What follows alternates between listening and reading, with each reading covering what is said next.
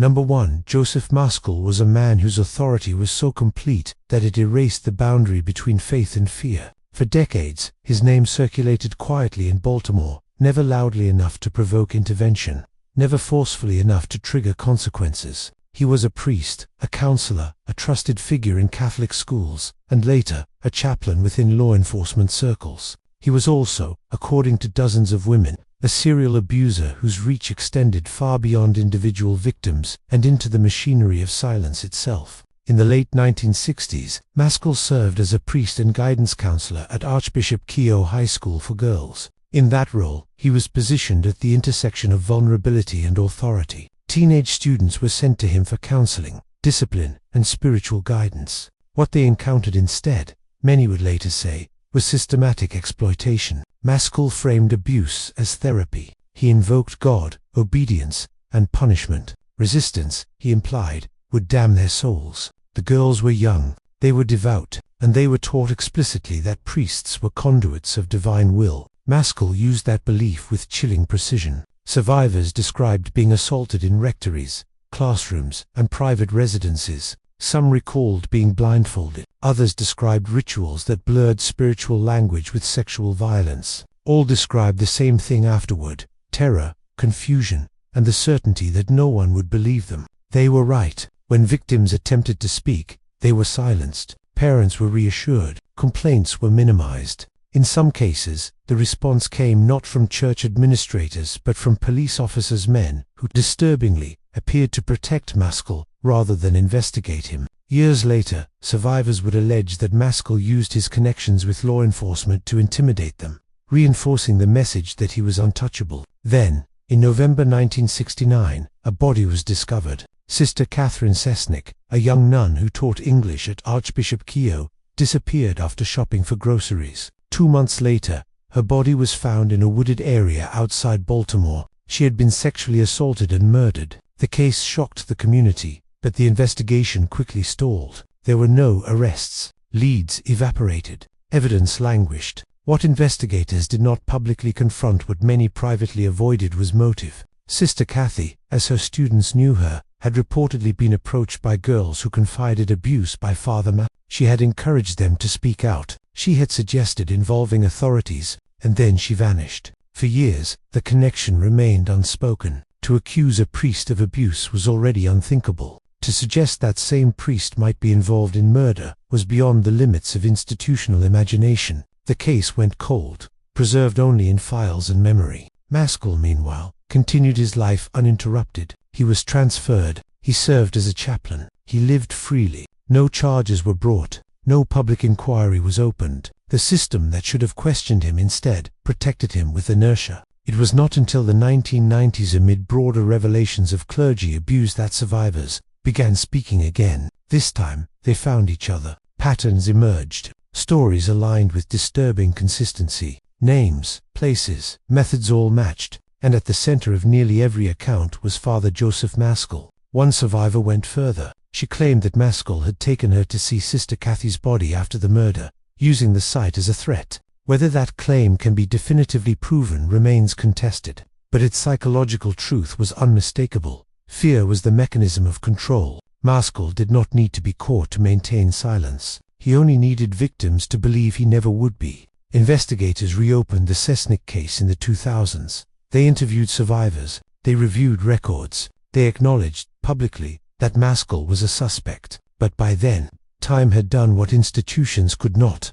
Maskell had died in 2001. He would never stand trial. He would never answer questions. For the women who had waited decades to be heard, this was not closure. It was confirmation of loss layered upon loss. Justice delayed had become justice denied, and the reasons were no longer abstract. They were structural. The church denied responsibility, citing lack of proof. Law enforcement acknowledged failures but offered no reckoning. Files remained sealed. The truth existed in fragments: testimony without verdict, suspicion without sentence. Yet the impact of Maskell's case extends beyond any single outcome. It exposes a deeper danger. When authority is insulated from accountability, harm does not merely persist, it multiplies. Maskell did not act in secrecy. He acted openly, shielded by belief and by systems that conflated reverence with reliability. Sister Catherine Cesnik's murder remains officially unsolved. Her name is now spoken alongside the women who survived, not as a footnote, but as a symbol of what happens when questioning is forbidden. Whether Maskell killed her may never be legally proven, but the environment that allowed both abuse and silence is beyond dispute. Joseph Maskell was never convicted of murder. He was never convicted of abuse, yet dozens of women describe the same man, the same methods, the same terror. Their stories survived him. That survival is the only verdict time could deliver. What part of this case shocked you the most? Would you have escaped or fallen into the trap? Let me know in the comments. For more deep dives into real-life crimes hidden behind power and faith, subscribe and stay tuned for our next investigative documentary. On the surface, Jim Jones preached unity, equality, justice to his followers. He was a visionary pastor who promised racial harmony and spiritual purpose in a fractured America. To the outside world, he appeared as a charismatic preacher who opened his church to the poor, the elderly, and the forgotten. But behind the pulpit, behind the sermons that spoke of love and salvation, Jim Jones was building one of the deadliest cults in modern history, one that would end with over 900 people dead, many of them children. Jim Jones was born in 1931 in rural Indiana, raised in poverty during the Great Depression. From a young age, he displayed an obsession with religion, death, and control. Neighbors recalled a boy fascinated by power over others, particularly through religious authority. As a teenager, Jones began preaching informally, mimicking revivalist ministers he admired. He learned early that words could move people and that belief could be molded. By the 1950s, Jones founded what would become known as the People's Temple.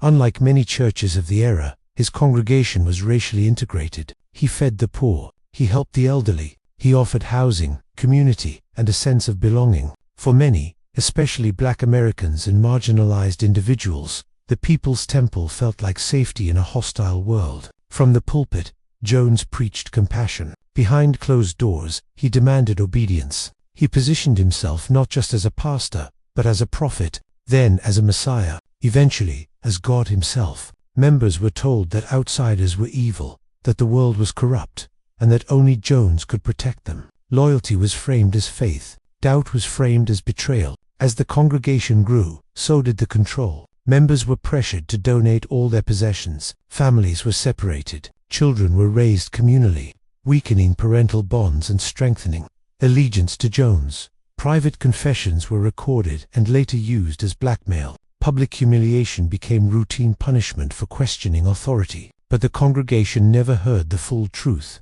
Behind the sermons were beatings, sexual abuse, psychological torture. Jones manipulated both men and women sexually, framing abuse as spiritual testing or loyalty exercises. Those who resisted were punished publicly. Those who tried to leave were threatened. Jones kept files on members' details that could ruin marriages, careers, and families if exposed. By the early 1970s, allegations began to surface. Former members spoke of abuse, coercion, and fear. Journalists started asking questions. Law enforcement took interest. Jim Jones responded not with transparency, but with isolation. He moved his followers to Guyana, a remote South American country, and established what he called a socialist paradise, Jonestown. In reality, Jonestown was a prison. Members worked long hours in extreme heat. Food was scarce. Armed guards patrolled the compound. Loudspeakers blasted Jones' sermons day and night, leaving no mental escape. Letters were censored.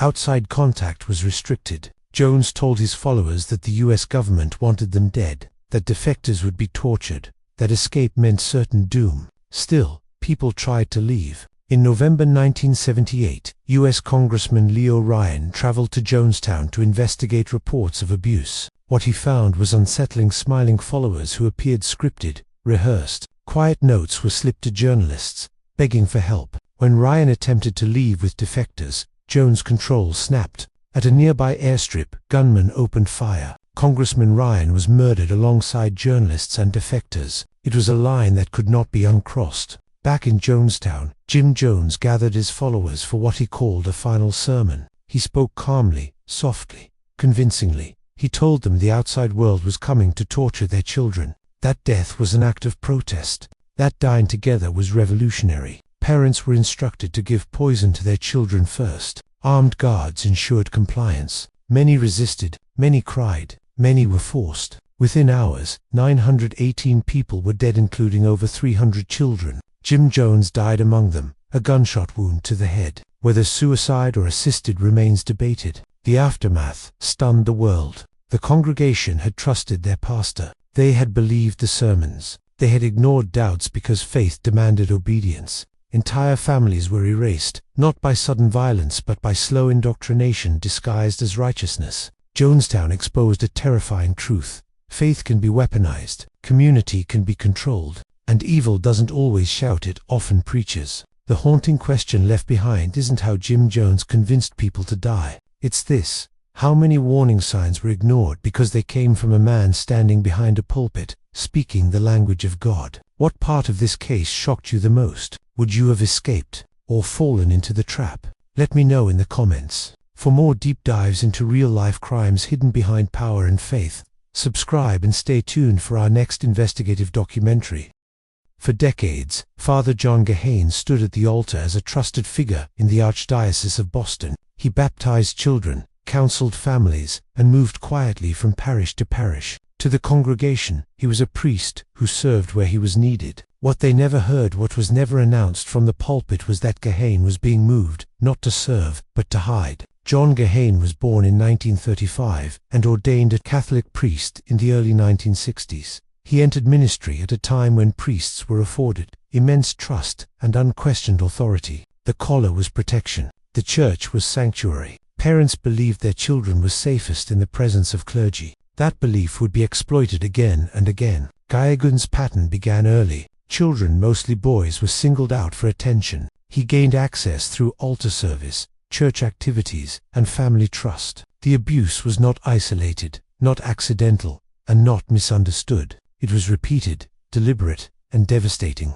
Victims later described grooming behaviors, gifts, praise, private time framed as spiritual guidance. The acts escalated, leaving children confused, ashamed, and afraid to speak. When families did speak, the response was not justice, it was silence. Complaints reached church officials as early as the 1970s. Parents reported abuse. Internal records documented concerns. Psychologists warned that Geoghan posed a serious risk to children. The crimes were known. The danger was documented. And yet, instead of removal, the church chose relocation. Geoghan was transferred from parish to parish at least 6 times each move, placing him among new children, new families, new communities that were never warned. No public disclosures, no alerts, no safeguards. Each reassignment was framed as routine clergy management. Behind the scenes, files grew thicker with allegations. The congregation never heard the truth because the truth was deliberately buried. The pattern repeated with chilling consistency: abuse, complaint, internal acknowledgement, quiet transfer. The church relied on confidentiality, hierarchy, and the belief that scandal was more dangerous than crime. Victims were told to forgive. Families were urged to remain silent for the good of the church. Some were pressured, others were ignored. By the 1990s, the scale of harm had become impossible to deny. Investigative journalists began uncovering sealed records, confidential settlements, and internal memos that painted a clear picture. Geoghan was not an isolated case. He was part of a systemic failure. In 1998, after decades of abuse, John Geoghan was finally removed from ministry. But even then, accountability lagged. It took years of legal battles for the truth to fully surface. When criminal charges were eventually filed, the damage was already incalculable. Prosecutors estimated Geoghan had abused over 130 children, a number that shocked the nation. The trial was a turning point. Survivors testified publicly, many for the first time. Their voices, once silenced by shame and authority, filled courtrooms and news broadcasts. They described not only the abuse, but the betrayal, the way trusted institutions chose reputation over protection. Geoghan was convicted in 2002 and sentenced to prison. He did not serve long. In 2003, he was beaten to death by another inmate. His death closed a chapter, but it did not end the story. The aftermath exposed something far larger than one priest. The Boston Globe's investigation revealed a widespread pattern within the Catholic Church: abusive priests quietly reassigned, victims silenced, records sealed, and leadership fully aware of the risks. The scandal spread beyond Boston, uncovering similar practices across the United States and around the world. For congregations, the revelation was shattering. The church was not just a place of worship, it was a place of trust, and that trust had been systematically violated. Families realized that danger had not come from strangers, but from within the institution meant to protect them. The harm extended far beyond individual victims. Entire communities grappled with guilt, anger, and disbelief. Faith was shaken not because of God, but because of men who claimed to speak for him, and institutions that chose silence over accountability. Father Geoghan's name became synonymous with a truth the congregation had never been allowed to hear, that abuse was known, that warnings were ignored, that children were placed at risk again and again by deliberate decisions made behind closed doors. The haunting reflection left behind is not about how one man committed crimes, it's about how many people knew and chose not to stop him. How many sermons preached morality, while immorality was quietly moved down the street. What part of this case shocked you the most? Would you have escaped, or fallen into the trap? Let me know in the comments. For more deep dives into real-life crimes hidden behind power and faith, subscribe and stay tuned for our next investigative documentary. For decades, the congregation believed Warren Jeffs was the voice of God. They did not question him. They were taught that doubt was sin, that obedience was salvation. What they never heard, what was never allowed to be spoken aloud, was that behind his sermons existed a system built on terror, sexual violence, and the deliberate destruction of families, all justified in the name of faith. Warren Steed Jeffs was born in 1955 into the Fundamentalist Church of Jesus Christ of Latter-day Saints, commonly known as the FLDS. This was not mainstream Mormonism, but a radical offshoot that continued the practice of polygamy long after it was outlawed. From birth, children in the FLDS were taught one unbreakable rule: absolute obedience to male authority. Questioning leadership was not disagreement. Cliff was rebellion against God himself. Jeffs grew up inside this closed world. Education was limited. Outside media was forbidden. Women were conditioned to submit. Men were taught that spiritual worth came from loyalty to leadership. Fear was woven into daily life, reinforced by sermons warning of eternal punishment for disobedience. When Jeff's father, Rowland Jeffs, became prophet of the FLDS, Warren rose quickly through the ranks. Unlike charismatic leaders who inspired devotion through warmth or charm, Warren Jeffs ruled through rigid control and psychological domination. He spoke softly, often monotonously, but his words carried devastating consequences. By the time he assumed full control of the FLDS in the early 2000s, Jeffs had near total power over thousands of followers spread across Utah, Arizona, and Texas. He decided who could marry. He decided who must divorce. He decided which children would be taken from their parents. Marriages were no longer personal or consensual. They were assignments. Girls were raised, knowing that at any moment, the prophet could call them to become a wife. Some were married at ages as young as 12 and 13.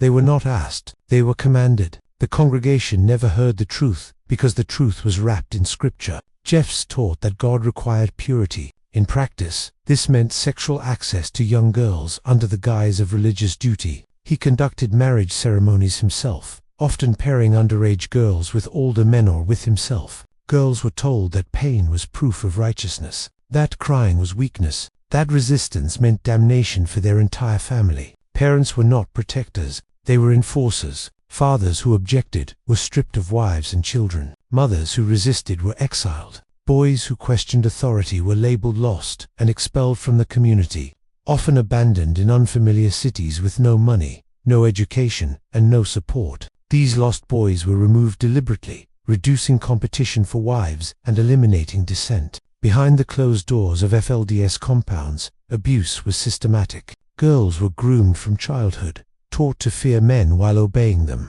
They were isolated from the outside world, denied education beyond basic literacy, and instructed that law enforcement was evil. Jeffs reinforced this belief constantly, warning that the government wanted to destroy them, that outsiders would torture their children. And still, no one in the congregation heard the truth because the truth was forbidden language. Jeffs kept meticulous records. He monitored behavior. He dictated clothing, speech, and even facial expressions. Surveillance was constant. Informants reported disobedience. Punishments included isolation, forced fasting, and public shaming disguised as spiritual correction. Sexual abuse was not hidden, it was normalized as divine will. Some assaults were recorded. Jeff's own voice narrated acts of abuse, framing them as sacred instruction. These recordings would later become some of the most damning evidence ever presented in a religious abuse case. Authorities began receiving reports in the early 2000s. Former members escaped and spoke out, often traumatized, uneducated, and terrified. They described forced marriages, ritualized rape, starvation, and children removed from parents overnight. But intervention was slow. Law enforcement hesitated, wary of appearing hostile to religion or violating religious freedom. Jeffs exploited that hesitation. When pressure increased in Utah and Arizona, he relocated followers to a massive compound in Texas, known as the Yearning for Zion Ranch. Their isolation deepened. The community became more insular. Abuse continued unchecked. In 2005, Warren Jeffs was placed on the FBI's most wanted list. Even then, many followers believed this was proof of his righteousness. When he was finally arrested in 2006 during a traffic stop in Nevada, he was traveling with underage girls he claimed were his wives. He showed no fear. He believed himself untouchable, protected by God and by decades of silence. At trial, the truth finally reached the public. Survivors testified in harrowing detail. Girls described being married as children, being assaulted while told God demanded it, being punished for crying, being taught their suffering was holy. Audio recordings were played in court. The congregation, the jury, and the world heard Warren Jeffs' own voice describing sexual acts with minors as sacred duty. It was impossible to deny, impossible to justify. Jeffs showed no remorse. He claimed persecution. He declared the courts illegitimate. He insisted God would destroy his enemies. In 2011, Warren Jeffs was convicted on multiple counts of sexual assault of a child and sentenced to life in prison, plus additional years. He will die behind bars. But the damage did not end with his imprisonment. Families remain fractured. Women remain trapped in belief systems shaped by fear. Children continue to grow up inside communities influenced by his teachings. Some followers still believe he is God's prophet, even from prison. The silence he engineered continues to echo through generations. The aftermath of the Jeffs case forced a painful national reckoning. It exposed how easily abuse can flourish when shielded by religious authority, how children can be sacrificed to doctrine, how institutions both religious and governmental can fail when fear of offense outweighs protection of the vulnerable. Warren Jeffs did not need secrecy. He needed obedience, and the congregation never heard the truth because they were trained not to listen for it. The haunting question this case leaves behind is not about belief, it is about responsibility. When faith demands silence and obedience replaces morality, who protects the children when God is used as the weapon? What part of this case shocked you the most? Would you have escaped or fallen into the trap? Let me know in the comments. For more deep dives into real-life crimes hidden behind power and faith, subscribe and stay tuned for our next investigative documentary. To the Vatican, he was a miracle worker. To donors, he was a visionary. To parents, he was a man trusted with their sons. And to the boys who lived under his authority, Marcial Maciel was a predator protected by silence at the highest levels of the church. For decades, the congregation never heard the truth, not because it was hidden well, but because it was deliberately ignored. Marcial Maciel de Gallardo was born in Mexico in 1920 and ordained a Catholic priest at a young age. In 1941, he founded the Legionaries of Christ, a conservative Catholic order devoted to discipline, obedience, and absolute loyalty to leadership. From the beginning, Maciel presented himself as uniquely chosen by God. He spoke of sacrifice, purity, and submission. He demanded reverence bordering on worship. Members were taught that questioning a superior was a grave sin, and questioning Maciel himself was unthinkable. The Legion grew rapidly. It opened schools, seminaries, and universities across Latin America, the United States, and Europe. Wealthy donors poured in millions. The Vatican praised the order as a model of modern Catholicism. Popes received Maciel personally. Behind this public image, a parallel reality existed, one known only to the boys and young men trapped inside Maciel's inner circle. Maciel targeted seminarians. He groomed them with attention and spiritual praise, then isolated them under the pretense of private instruction. He claimed to suffer from severe medical conditions and told victims that doctors required him to receive special assistance involving sexual acts. He framed abuse as obedience. Resistance was framed as sin. Victims were sworn to secrecy under oath. They were told that speaking out would destroy the church, that accusing a priest was worse than the act itself, that God would punish them for disobedience. Some boys were abused repeatedly over years. Maciel did not stop there. He lived a double life, sometimes a triple one. While preaching celibacy, he maintained sexual relationships with women, fathered multiple children, and used church funds to support them. He abused drugs. He siphoned donations. He lied constantly, crafting elaborate stories to conceal his actions. And the church knew. As early as the 1950s, accusations reached Vatican officials. Medical reports documented abuse. Internal investigations confirmed misconduct. Maciel was briefly removed from leadership, then quietly reinstated. Each time allegations surfaced, they were buried. Why? Because Maciel was powerful. He brought in money. He produced priests. He aligned with conservative church politics. High-ranking officials chose protection over exposure. Victims were discredited. Complaints were dismissed as attacks on the faith. The silence was institutional. Former seminarians who spoke out were shunned. Their careers were destroyed. Their testimonies ignored. Some left the church entirely, carrying trauma they were told never to name. For decades, Marcial Maciel continued to lead the Legionaries of Christ as a revered figure. The congregation heard sermons about purity. They never heard the confessions of the children. It was not until the early 2000s, after years of investigative journalism and relentless pressure from survivors, that the truth finally became impossible to suppress. Multiple victims came forward publicly, corroborating each other's stories in devastating detail. In 2006, the Vatican took action, but even then, there was no trial. Marcial Maciel was ordered to withdraw to a life of prayer and penance. No prison, no public confession, no formal acknowledgement of crimes. He was protected from prosecution until his death in 2008. Only after he was gone did the full scope of his deception emerge. The Vatican acknowledged that Maciel had lived a life devoid of scruples. The Legionaries of Christ admitted systemic abuse and cover-up. Reforms were promised. Apologies were issued. But for the victims, the damage was permanent. Faith was shattered. Trust was annihilated. Justice never truly arrived. Marcial Maciel did not exploit faith alone. He exploited the fear of scandal, the obedience of believers, and an institution that chose silence over truth, again and again. The chilling question this case leaves behind is one the Church still struggles to answer. When evil wears the robes of holiness, how many victims are sacrificed before the truth is finally allowed to speak? What part of this case shocked you the most? Would you have escaped, or fallen into the trap? Let me know in the comments. For more deep dives into real-life crimes hidden behind power and faith, subscribe and stay tuned for our next investigative documentary.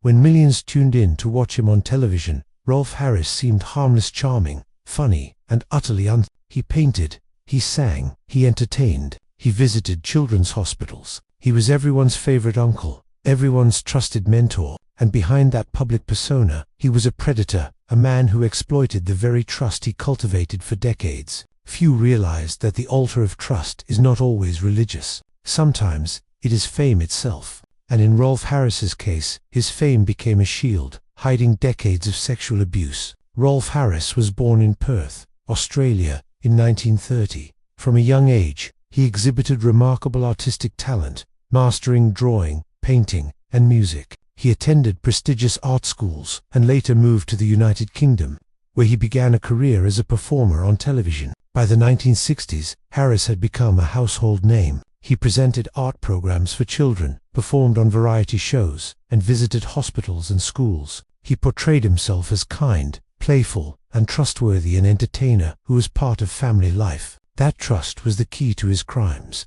He had access to children and young people, often in private settings under the guise of teaching art, mentoring, or offering guidance. Parents, teachers, and institutions assumed that a celebrity of his stature could not possibly be a threat, and that assumption would be fatal. Harris' pattern of abuse was systematic and calculated. He befriended children, earned their trust, and used his celebrity to isolate them. He offered attention, gifts, and praise. Once the child was comfortable, he began sexual abuse, always under the pretense that it was a form of affection or artistic instruction. Victims later described the methods he used to silence them, promises that no one would believe them, threats to career or reputation, and the sheer weight of his fame. Children were told that speaking out would ruin their own lives, because who could challenge a star beloved by millions? Many victims were as young as 8 or 9 years old when abuse began. The assaults continued for years, often moving from private homes to hotel rooms, backstage areas,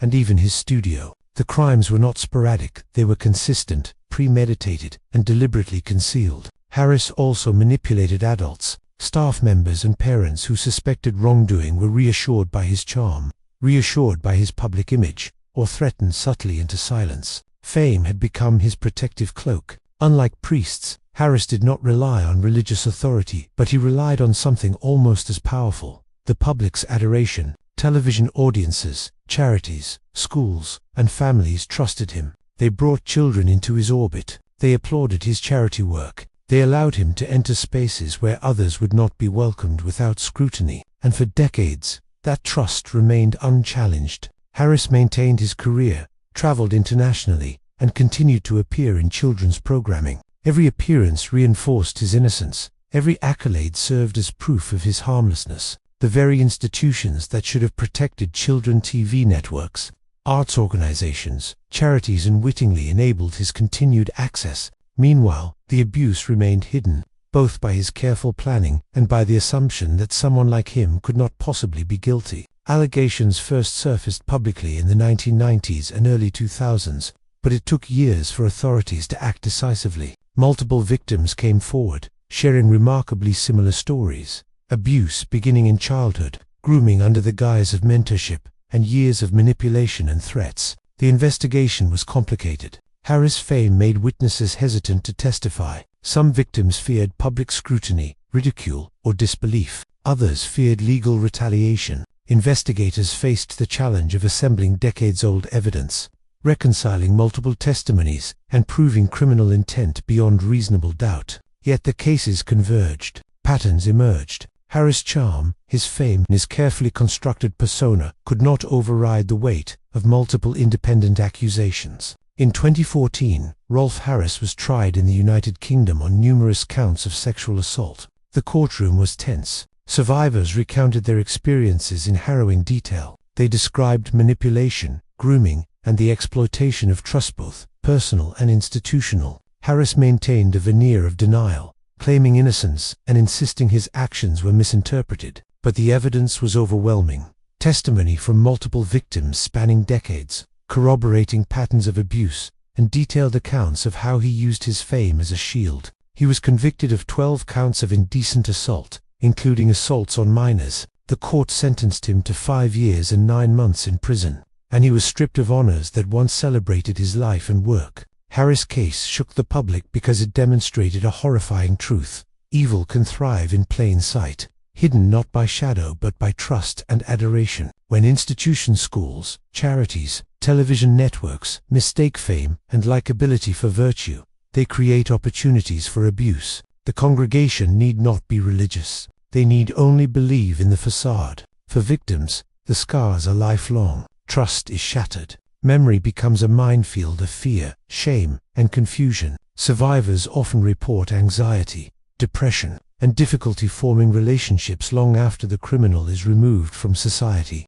For society, the lesson is clear. Vigilance must extend beyond traditional institutions. Abuse thrives where trust is unexamined, where admiration eclipses scrutiny, and where charisma substitutes for accountability. Rolf Harris exploited his congregation not from a pulpit, but from the living rooms, television sets, and schools that welcomed him. The mechanisms were different, but the effects were devastatingly similar to those of a predator cloaked in faith. The most disturbing truth about Rolf Harris is not simply that he abused children. It is that he exploited the very thing people believed would protect them: trust, admiration, and the assumption that good appearances meant good character. When the congregation cannot see beyond the mask, predators operate with impunity. And when institutions fail to act, silence becomes another weapon, one wielded alongside charm, influence, and authority. The haunting question this case leaves behind is universal. How many predators are protected not by darkness, but by the light we willingly give them? What part of this case shocked you the most? Would you have escaped, or fallen into the trap? Let me know in the comments. For more deep dives into real-life crimes hidden behind power and faith, subscribe and stay tuned for our next investigative documentary. For years, Ted Haggard stood before congregations as a beacon of morality. He spoke with conviction about sin, sexual ethics, and family values. He positioned himself as a spiritual guide, a leader, a moral authority. And all the while, behind closed doors, he led a secret life that shattered every word he preached. Haggard's story is not just one of personal hypocrisy, it's a tale of how power, religion, and trust can be weaponized to hide depravity, and how entire communities can be blindsided by the man behind the pulpit. Ted Haggard was born in 1956 in Indiana. From a young age, he exhibited charm, intelligence, and an ability to inspire others. In the early 1980s, he began his career as a pastor in small evangelical churches, quickly gaining recognition for his energetic preaching and emphasis on moral living. By the 1990s, Haggard had founded New Life Church in Colorado Springs, a megachurch that grew to tens of thousands of members. He became a prominent figure in the National Association of Evangelicals, even serving as its president. Television appearances, speaking tours, and political involvement made him a household name within conservative religious circles. To congregants, Haggard embodied everything a pastor should be: charismatic, devoted, and unwavering in his convictions. He emphasized abstinence, fidelity, and spiritual purity. Families trusted him implicitly, sending their children to youth programs he oversaw. Political leaders sought his counsel. He had influence, authority, and unshakable credibility. While preaching morality, Haggard maintained a secret life of sexual encounters with men. These acts were not isolated mistakes, they were recurring, deliberate, and concealed behind layers of lies. He used his authority to manipulate others, demanding silence while presenting himself publicly as the moral compass for thousands. One of his male escorts later described being introduced to Haggard under the guise of mentorship. Haggard created a sense of trust, offering guidance and spiritual counsel before coercing sexual acts.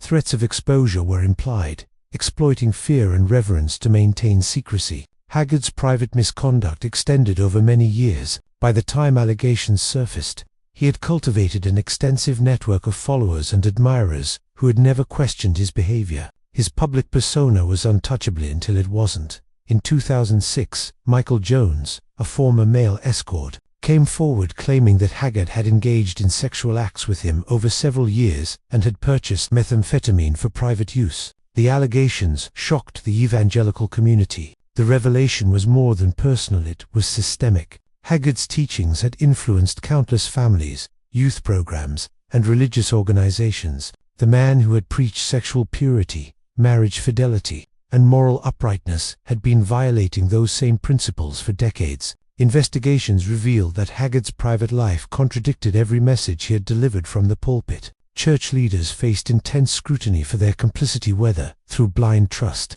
denial, or failure to notice signs of misconduct. Some insiders had known of Haggard's behavior, but chose silence over confrontation, prioritizing the reputation of the church over the welfare of congregants. Haggard initially denied wrongdoing, but eventually admitted to some sexual misconduct, claiming to struggle with personal sin. New Life Church placed him on temporary leave. National media covered the story extensively, highlighting the stark contrast between his public preaching and private actions. He resigned from his leadership positions, losing political influence and church authority. Members were left grappling with betrayal and disillusionment, questioning the teachings they had long held sacred. Families felt deceived, youth groups were disrupted, and trust in church leadership eroded. The scandal had wide-reaching effects. Ted Haggard became a symbol of hypocrisy within evangelical megachurches. Religious commentators debated how charisma and moral authority can mask wrongdoing. Critics highlighted systemic failures that allowed such a figure to maintain power for decades while engaging in secret,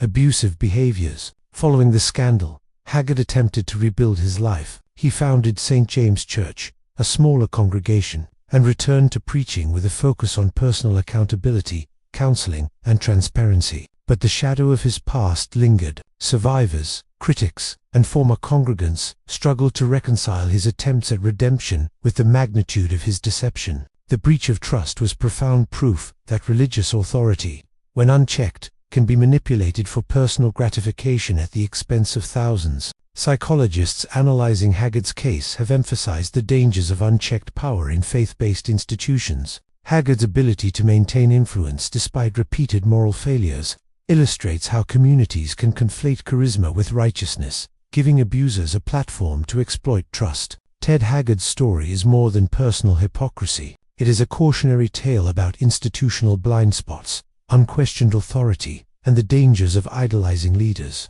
His rise, concealment of misconduct, and eventual exposure revealed the mechanisms through which individuals exploit faith for personal gain. Trust as a weapon.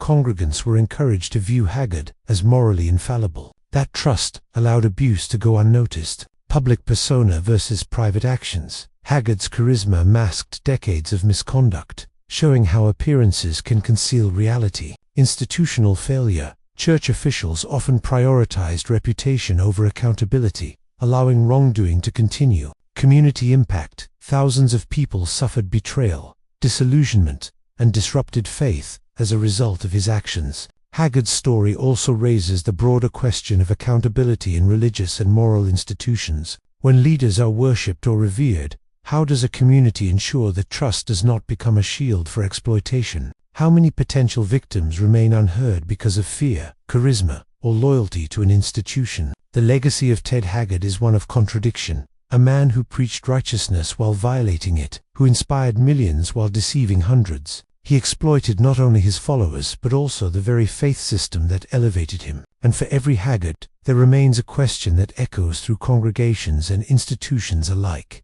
When the man behind the pulpit preaches virtue, but lives in vice, who protects the flock, and who watches silently? What part of this case shocked you the most? Would you have escaped, or fallen into the trap? Let me know in the comments. For more deep dives into real-life crimes hidden behind power and faith, subscribe and stay tuned for our next investigative documentary.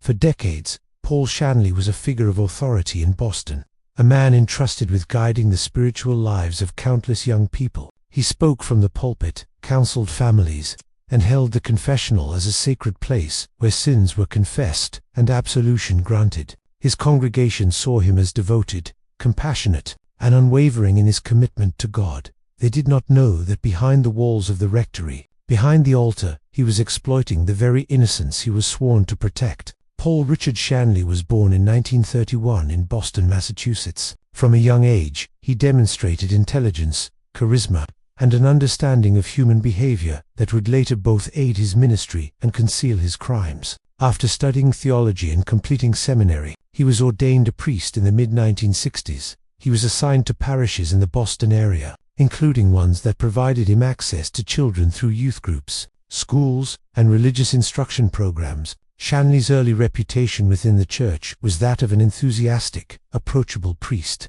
He promoted openness, understanding, and what he described as modern approaches to pastoral care. Some of his views on sexual behavior were radical for the time, advocating dialogue and acceptance for behaviors that were socially and legally condemned. This unconventional stance, combined with his charm, allowed him to gain influence both inside and outside the church. It also provided a dangerous cover for his abuse. The sexual abuse Shanley perpetrated was methodical and manipulative. He sought out vulnerable children, often preteens, who were receptive to attention from authority figures. Using his position of trust, he cultivated relationships that were framed as mentorship, spiritual guidance, or parental care. He isolated children from other adults, creating opportunities for exploitation. Over time, these interactions escalated into sexual abuse. Victims were threatened, manipulated, and coerced into silence, often being told that exposure would bring shame or spiritual damnation upon them.